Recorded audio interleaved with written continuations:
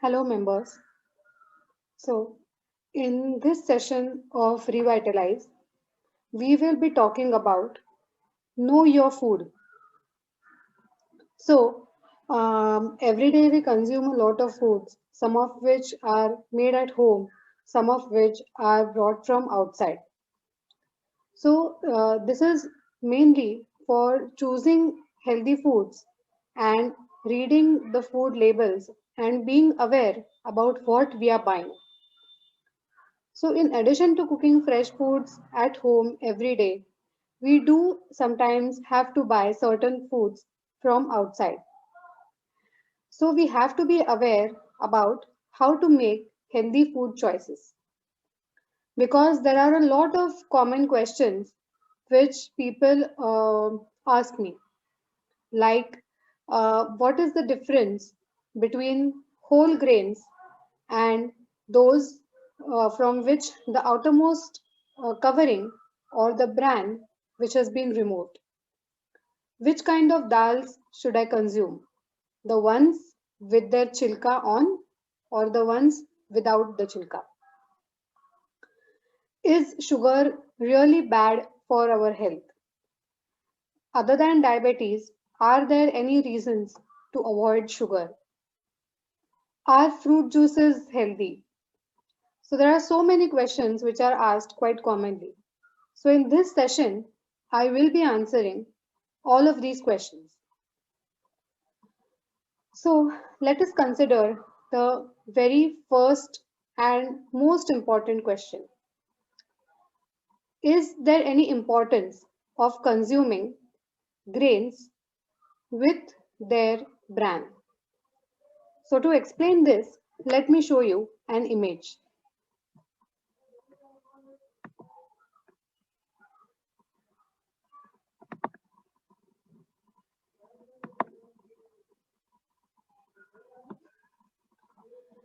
In this image, you can see the difference between whole grains and refined grains. So as you can see here, in this whole grain, it is composed of three parts. The outermost layer, which is called as the bran. The middle section, which is called as the endosperm, and a very small part, which is the germ, which gives rise to a new plant. So, any grain which is in this form, which contains all of these three layers, is considered to be a whole grain because the bran, that is the outermost coating of the grain, contains a lot of minerals and B vitamins which are required to properly process the carbohydrates which are present inside the grain. So, when many people ask me whether rice is healthy or not, there is no definite yes or no answer for that. It is completely dependent on how and which kind of rice you consume. If you consume unpolished rice, that is rice where the bran is intact, then for the starchy portion of the rice to be digested, the bran is there with its rich supply of B vitamins, which ensure that all of the carbohydrates in the rice are being used for energy rather than being stored as fat.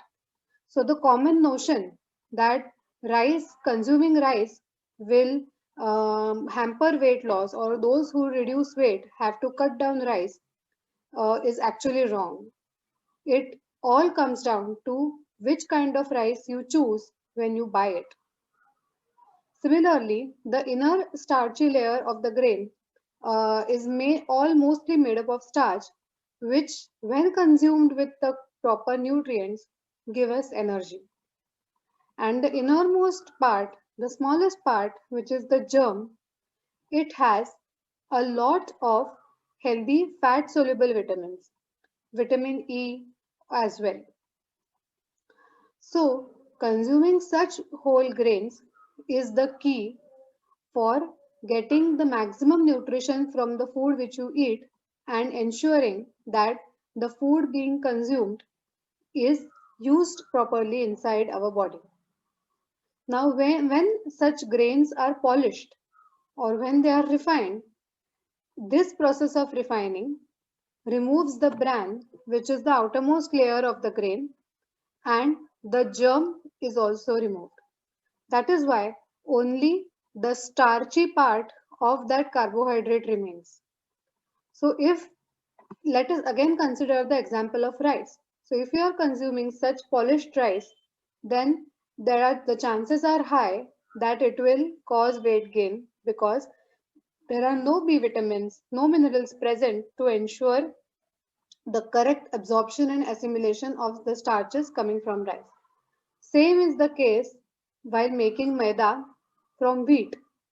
So wheat in its wholesome form is surely healthy for us. But when it is polished, it is treated, and these outermost all layers are removed, then what we have is the refined part from which maida is made. So if you consume maida, you are just consuming naked calories, which can cause weight gain, which can increase the fat in our body. Maida is a common component of so many foods consumed today. Store-bought chapati atta has maida. Then maida is always a huge component of biscuits, breads, all kinds of cookies, noodles also. Even if you are consuming multigrain breads or fiber rich breads or fiber rich cookies, all of these have maida at least as the 50% of its component because without maida these it is not possible to make these foods tasty with a similar texture and appealing to look and to be viable to be made on a commercial scale. Hence, it is a very false satisfaction when we are consuming a multigrain bread that it is entirely made of wheat flour or different grains.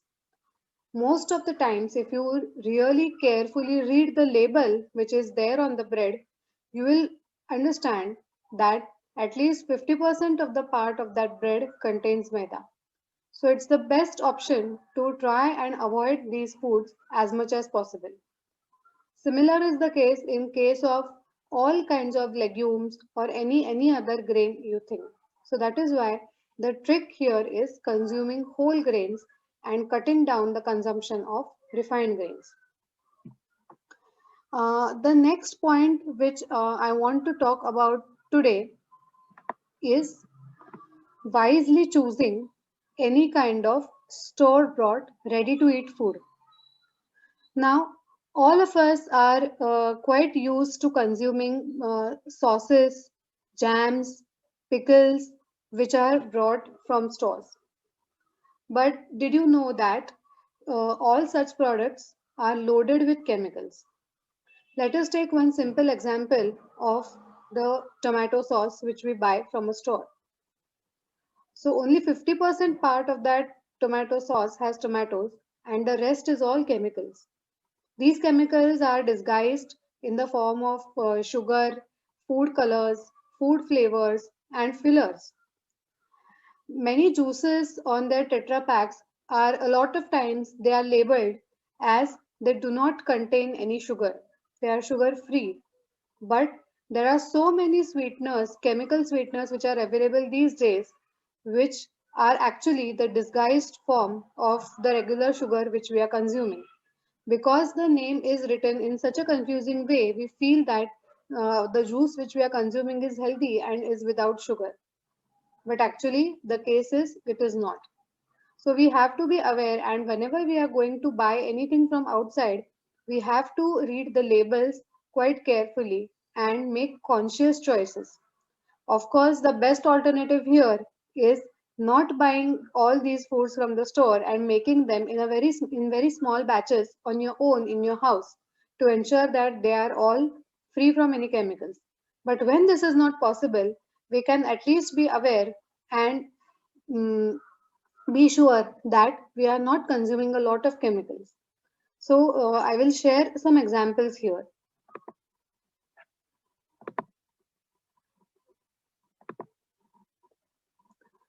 Okay, so now in front of your screen, you can see a table which highlights the different chemicals which are added to foods, right?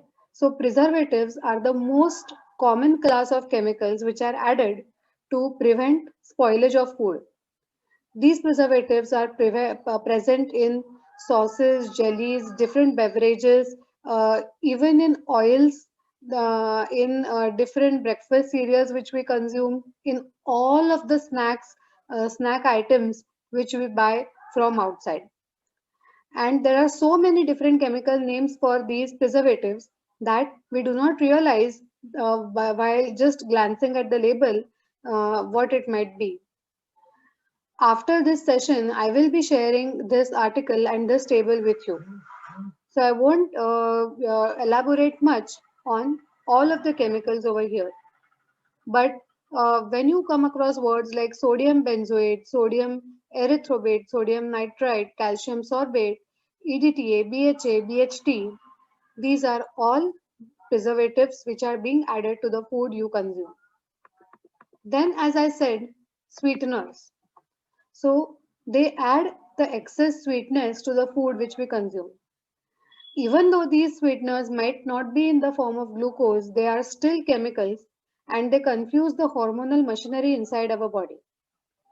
Because these sweeteners impart a very excessive sweet taste to that food, our body is confused that there is something sweet which it is tasting and it reacts by producing a lot of insulin. But because there is no sugar present, the insulin is present in our body for a very long time, and this is one of the causes which adds to the insulin resistance as well. So that is why it's always better to avoid sugar and any kind of artificial sweeteners. So all kinds of juices, anything which is baked, different kinds of confectionery, that is toffee, candies, all of these contain these sweeteners. And there are so many different names for these. Even the breakfast cereal, which we assume to be healthy, also has these sweeteners present. So they can be in the form of fructose, sorbitol, mannitol, high fructose corn syrup, saccharin, sucralose. These are all the different kinds of chemical sweeteners which can be used. Another class of very common chemicals are the color additives, which impart color to the different foods we consume. And very simple foods like shev, farsan, or you might be shocked to know that the cow's ghee which we buy from stores, many times the cow's ghee is actually the buffalo ghee, to which yellow color is used to make it look like cow's ghee. So there are so many ways in which we are fooled by while buying such commercial products.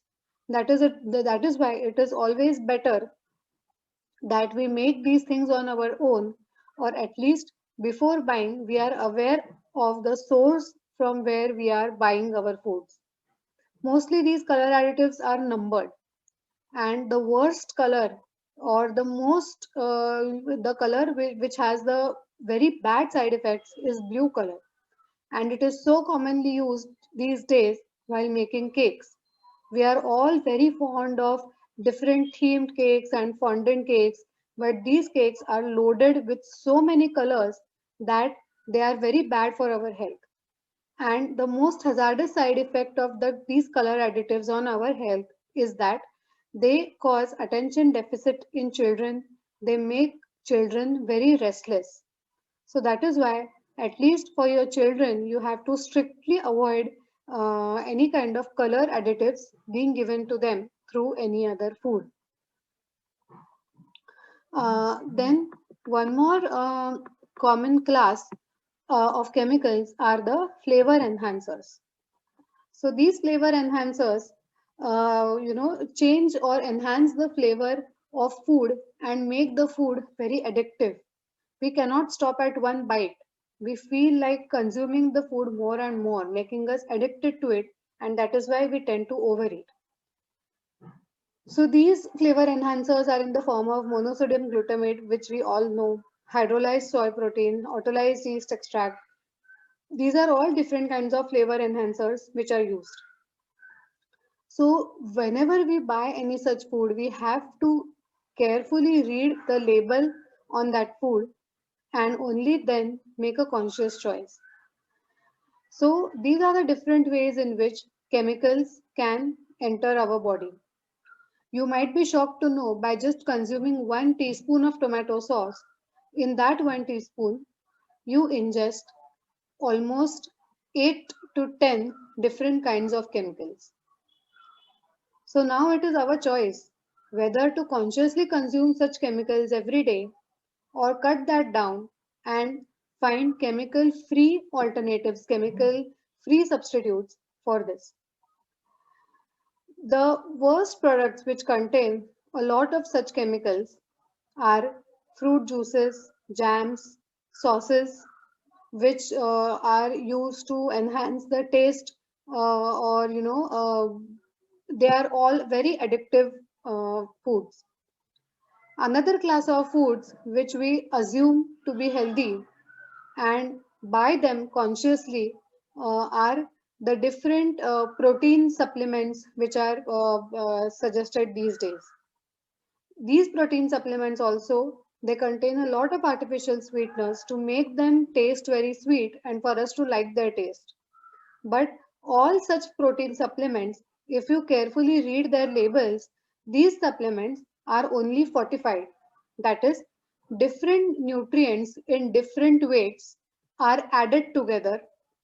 They are mixed with a flavor enhancer, a sweetener, anti-caking agent to prevent the powder from developed to develop cakes, and ensuring that the powder mixes very easily in the milk or in the water in which we are going to consume it. So these are all artificially mixed ingredients in different proportions, and we buy them because we think that consuming such a protein is going to increase or enhance our health. But all such drinks are always fortified, even the drinks which we buy from outside for our children. The drinks which are chocolatey drinks, they contain a lot of flavors. They are very sweet to taste, which make them addictive to children. So that is why while buying any such energy drinks for us, for our kids, we have to be sure that they are based on whole grains and that they are not fortified. Whenever a drink is based on whole grains, it contains all the nutrients necessary for assimilation of the protein which is present in it. Whenever a drink is fortified, the ratio of nutrients is so imbalanced that even though we are consuming so many nutrients from that drink, they never get absorbed correctly because of the imbalance in the nutrients and the lot of chemicals present in it. They also hamper our health. So that is why we should always remember whatever is natural is always healthy. So I would end my talk today, and at the end, I would like to request all of you, uh, take a good look at your kitchen. Today, your assignment would be to try and list the number of products in your house which have such chemicals. If I make a list right now, even I will come up with at least 4 to 5 different foods which we consume in our kitchen.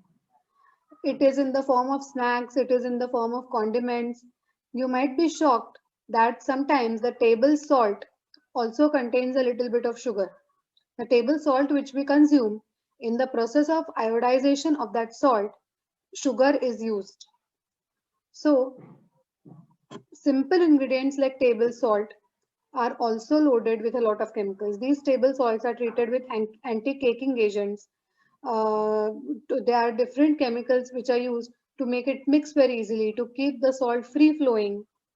So what happens if the salt is not really free flowing? Why not use the original rock salt which we use? Rock salt contains so many minerals along with sodium uh, and chloride. So that is why always try to buy natural alternatives, chemical free alternatives for all the different kinds of foods which we consume every day. So today, make a list of all such foods which are there in your kitchen, make a count and share that count with me. You can ask any question if you have any question related to this as well. Thank you.